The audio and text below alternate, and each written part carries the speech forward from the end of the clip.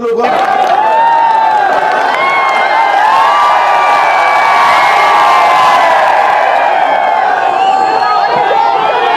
बच्चू भाऊच्या नेतृत्वामध्ये या महाराष्ट्रातील तमाम शेतकरी देवाभाऊच्या धक्क्यात येऊन ठेवतो आहे.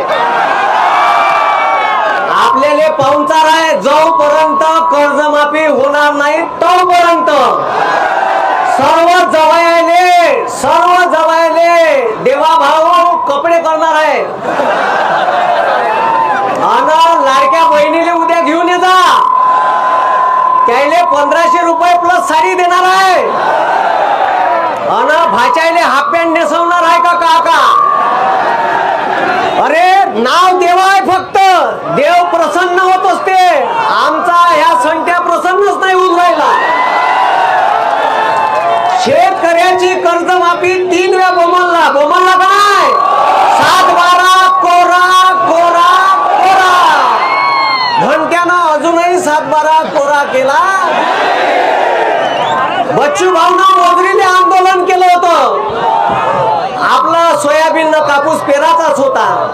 तेव्हा म्हणे एक कमिटी नेमतो, तिचा अभ्यासच वाचाय अजून. हा बहीण 5300 रुपये सोयाबीनले हमी भाव आहे.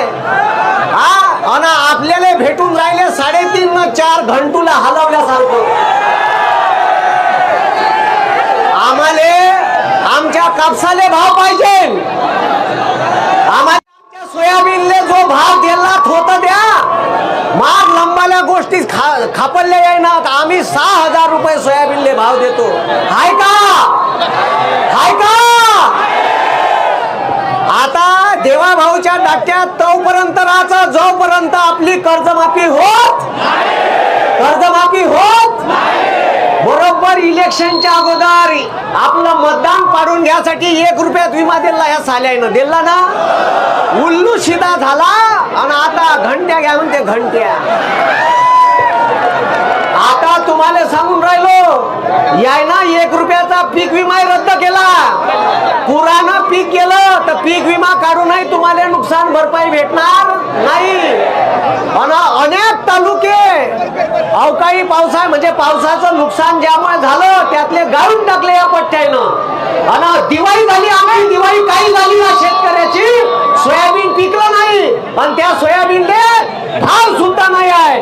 कापसाले भाव नाही. या मोदीनं 11% आयात शुल्क होतं कापसावर, ते 0 केलं. आणि आपल्या कापसाचे भावही पडल्याशिवाय राहणार नाही. आणि सगळ्यात मोठं लक्षात ठेवा, या देशामध्ये हे साले जातीत भांडण लावण, धर्मात भांडण लावण, पण आमचा मायबाप शेतकरी जिवंत आहे म्हणून साले तुम्ही जिवंत आहे म्हणा. म्हणून इथं हे सगळे लोक आता या शेतकऱ्याच्या हक्कासाठी जमले आहे. आणि देवाभाऊने सांगून देतो का तुम्ही 3 मामे आहे, पण 3 मामे का करायचं करा, पण आमची कर्जमाफी करा. पण आमच्या शेतकऱ्याच्या मालाले भाव भेटला पाहिजे, ह्या आमच्या प्रमुख मागण्या आहे. आणि त्याच्यावर एमपीचं सरकार सोयाबीनले भावांतर योजना लागू करू शकते. मग आमच्या महाराष्ट्राच्या सरकारनं का भूक खाल्लाय का साल्यानं?